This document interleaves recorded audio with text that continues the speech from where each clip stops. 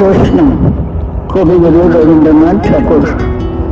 ভগবান, তুমি যুগে যুগে দূত পাঠাইছ বারে বারে দয়াহীন সংসারে। তারা বলে বলো ভালোবাসো অন্তর হতে বিদ্বেষ বিষ নাশ। বরণীয় তারা স্মরণীয় তারা তবু বাহিরে বাড়ি আজি দুর্দিনে ফিরন তাদের ব্যর্থ নমস্কারে। আমি যে দেখেছি গোপন বালক অনুমাদ হয়ে ছুটে কি যন্ত্রণা মরেছে কাতরে নিষ্ফল মাথা কোটে।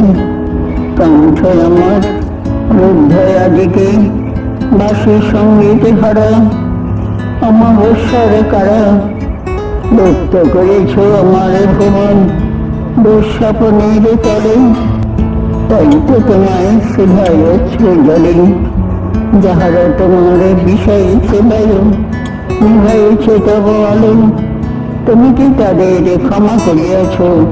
তুমি কি বেসেছ ভালো?